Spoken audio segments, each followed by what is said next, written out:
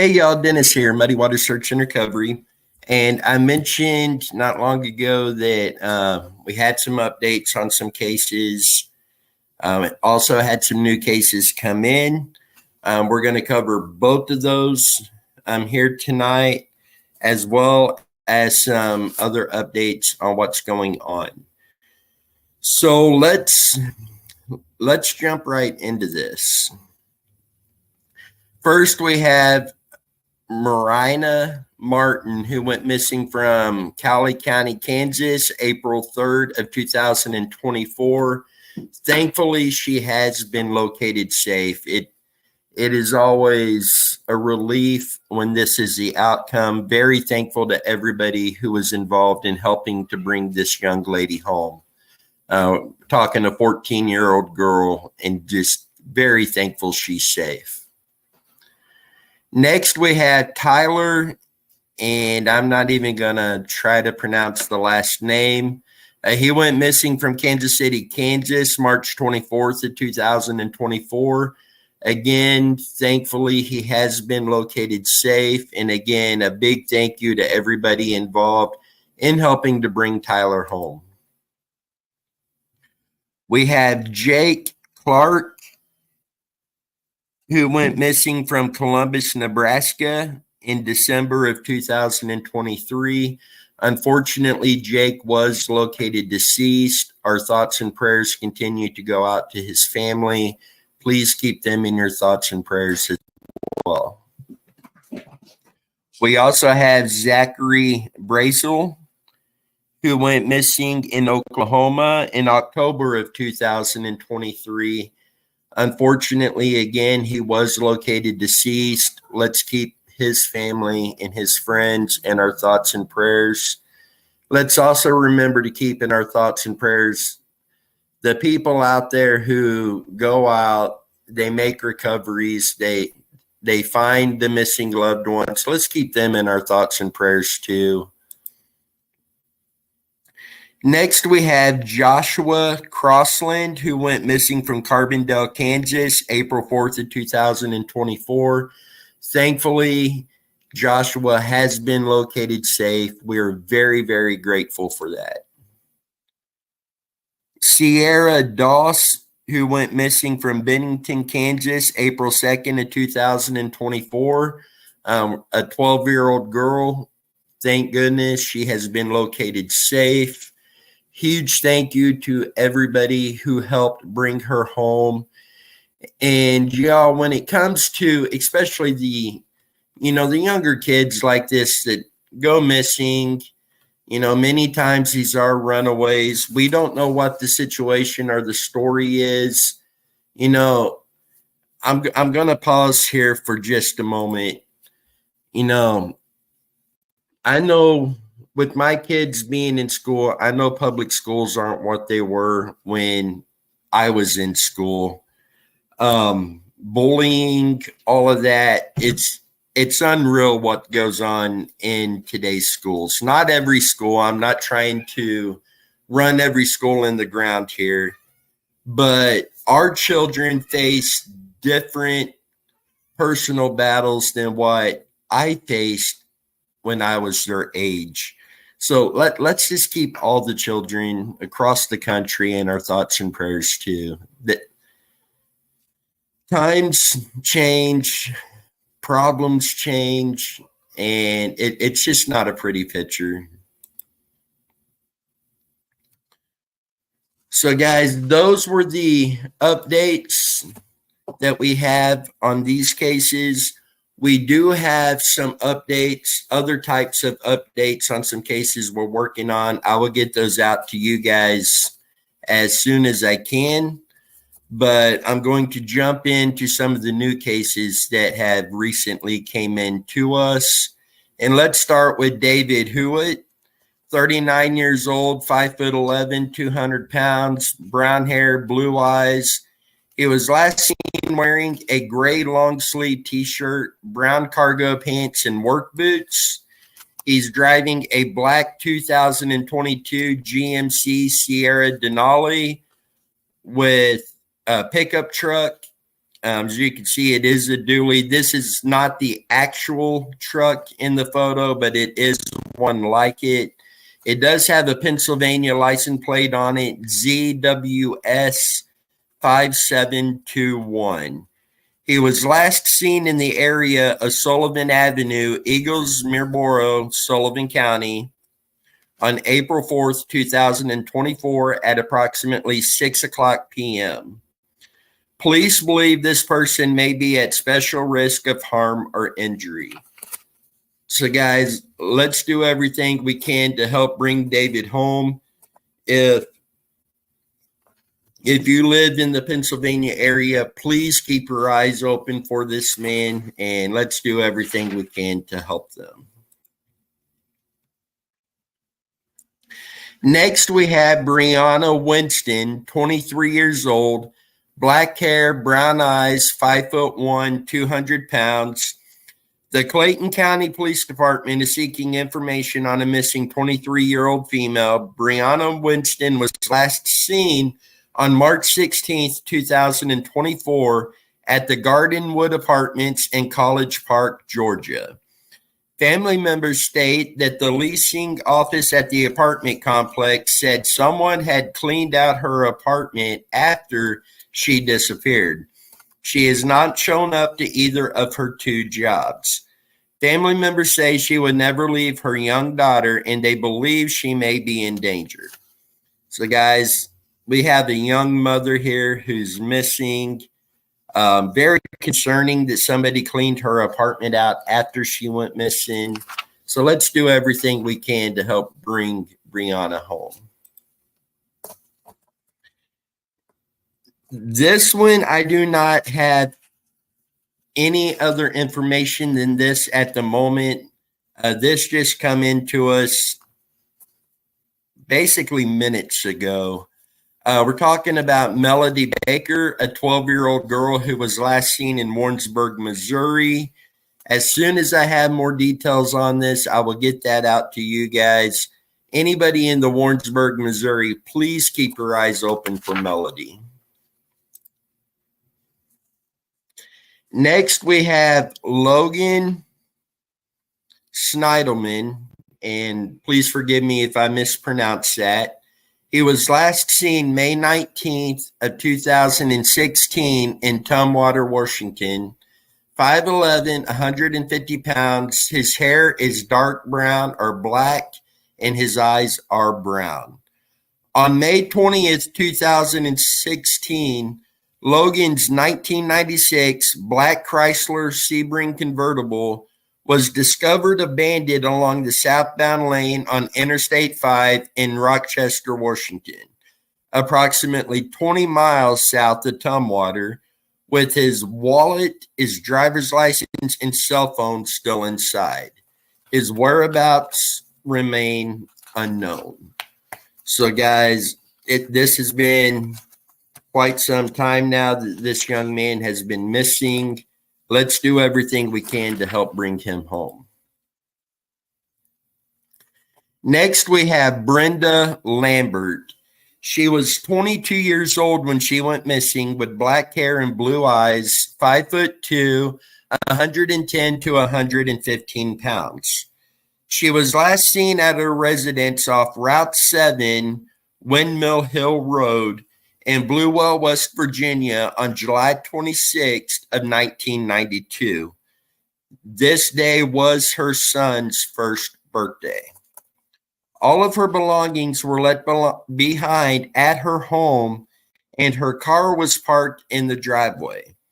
Her loved one stated that she had been choked or strangled on several occasions before her disappearance. 5 months after she vanished, her friend, Mark Anthony Cook, also disappeared. Authorities believe that their disappearances are connected and that foul play may have been involved in both cases. She has a birthmark on the back of her leg and a 1-inch scar on her right wrist. Her ears are also pierced. She had dark-colored freckles on her shoulders. So, guys, very, very concerning that not just her that went missing, Her friend goes missing too. Authorities believing the disappearance are connected and foul play may be involved. I just got this case in, so I am curious about the foul play involvement. You know, if foul play against both of these individuals or foul play, you know, one victim, one assailant. As I get more information on this, I will get that out to you guys. I'm reading this the way the flyer is reading, makes me believe that foul play is suspected in both cases, both of these individuals being victims. As soon as I can, I will get images of Mark Anthony Cook up as well for you guys. But let's do everything we can to help bring them home. Next, we have Breonna Miller, missing from Topeka, Kansas. Missing since March 1st, 2024, 18 years old, 5'3", 100 pounds, black hair and brown eyes. Again, we don't have any more information than that. Some of these cases we just got in today. This is one of them. So let's do everything we can to bring her home, and we will get more information out to you as soon as we have that information to share. Next, we have Laurette Dawn Bible, or AKA Fudgy, 5'4", 150 pounds, Native American, tribal affiliation, and I am not going to try to pronounce that, but it is there on the flyer. She was last seen April 3rd of 2024. She could be near the Glenwell, Tulsa area in Oklahoma, and apologize for the distraction there. How some of the wording was there kind of distracted me a bit. She's got the name Justin tattooed on her neck. I will flat out say it. One of the exceptions would be Cole Brings Plenty. I think the fact that he was an actor and his uncle's an actor helped get more attention on his case. But typically what I'm seeing is indigenous people don't get the attention that they deserve when it's a missing case like this. And that's a whole story for another time. But let's do everything we can to help bring this lady home. Next, we have Sarah Nicole Graham, missing from Fairmont, North Carolina since February 4th of 2015. She was 18 years old when she went missing. She is American, Indian, Alaskan Native, 5'4", 160 pounds, brown hair and brown eyes. She does wear glasses and have braces. She was last seen wearing a blue Walmart vest.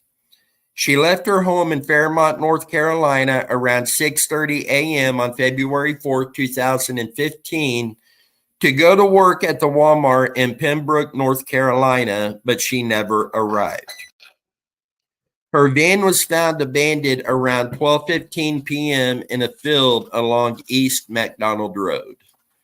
So the van in the picture is the vehicle that was recovered. A lot of red flags in this one, a lot of concerns right off the bat. So let's do everything we can to help bring Sarah home. Next, we have Brian Polsch. And again, forgive me if I've mispronounced that. 36 years old when he went missing, brown hair, hazel eyes, 5'11", 205 pounds. The Brighton Township Police Department is requesting the public's assistance in locating a 36-year-old male. Brian was last seen in the Ridge Road area on of Jefferson Hills, Pennsylvania at approximately 6:30 p.m. on Friday, April 5th, 2024. Brian was driving a white Ford 250 Super Duty truck with a toolbox, ladder, number 104 on the back, and Pennsylvania tag ZTH 8685. Brian has both ears pierced and has a tattoo of his name on his right rib area. The image there on the flyer is his truck. I believe this is taking off of like a traffic camera. That's what it appears to be. So that is his pickup truck. Guys, let's do everything we can to help bring Brian home. So that is the new cases that have come into us here recently. And I wanted to get those out to you guys as soon as I could. Again, many of these we did not have a lot of information, as a lot of these come in today, some of them yesterday. But as we get more information on those, we will get that information out to you guys. So now some of the things that are going on. We've mentioned this before. As you guys know, most of you guys know, the night of April 15th, 1988 through the early morning of April 16th of 1988, Randy Leach went missing out of Linwood, Kansas. He was at a pre-graduation party. That's the last known time anybody has seen him. This coming Monday evening into Tuesday morning is 36 years that Randy has been missing. So what I'm going to do is, shortly after this is later tonight, I am going to upload one of our previous Randy Leach videos. Every day between now and Monday, I'm going to upload another one of those videos. We're not going to do a live feed this Sunday night, but we are going to do a live feed Monday night at 7:30 p.m. Central Time, and that live feed will focus on the Randy Leach case. I can't go into details with agreements with the property owner and some things that are going on. We were out just this last weekend on a search on Randy. Our goal is to be back out again this coming weekend on a couple different properties on Randy Leach's case. And we'll try to keep you guys updated as much as we can on that. We do have other searches coming up in other cases as well. Currently working with some other people to line up a time to get out to do a couple searches, but multiple searches. The search locations we have, I have a spreadsheet that I list our areas of interest in our cases. I could tell you we could probably do a search every single weekend for the rest of this year. And, we're going to do as many as possible. We do work full-time jobs. We do have families that, we have to spend time with. We don't want to take that much time away from the families. I'm not trying to be mean here, just matter of fact. But any opportunity we have to get out to search, we will be doing so. In fact, I will be taking some vacation days from work this year to go out and do some searches as well and get as many of these done as possible. When you search a location, just because nothing is found on that location does not mean it's a waste of time, because you're able to determine that property is clear, can mark it off, and that helps narrow down the possibilities of where that person may be. So we'll definitely keep you guys posted as much as possible. Again, starting tonight, It will probably be around 9:30, 10 o'clock Central Time. I will upload the first replay of one of our Randy Leach videos. We'll do this every day through Monday. Then Monday night, we will have our Randy Leach live feed, 7:30 p.m. Central Time. Hope to see you guys there. I've had people reaching out again asking how they can help Muddy Water Search and Recovery. Watching the videos really helps.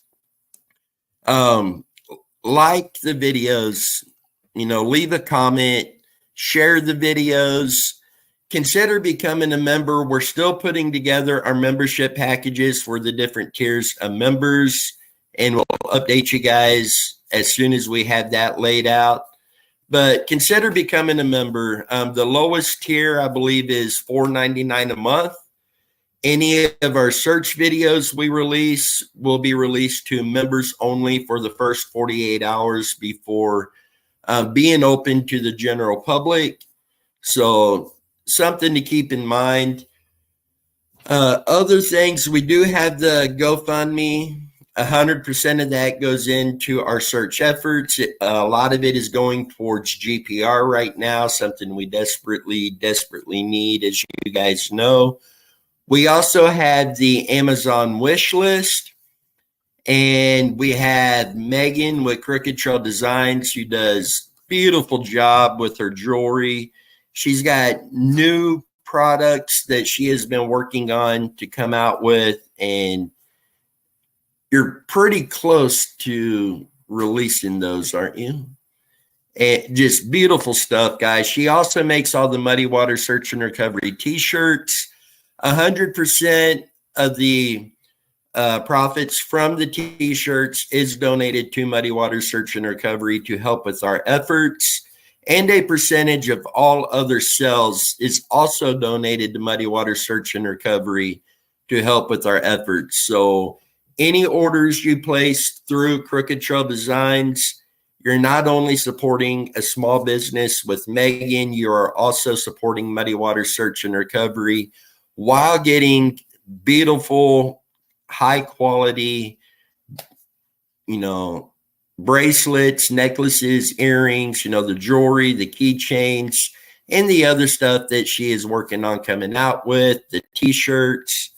So it's the way that you get a good product while supporting a small business and supporting Muddy Water Search and Recovery. So it's a win all the way around. So guys, with that, I'm going to go ahead and shut this down. Don't forget, later tonight, the first replay of a Randy Leach video will be coming out. And I am going to go back early to when we started working on Randy Leach's case and start sharing some of those and move it up to current day. So until then, set your calendars, Monday night, 7:30 p.m. Central Time. And you guys stay safe. We will see you guys down the road.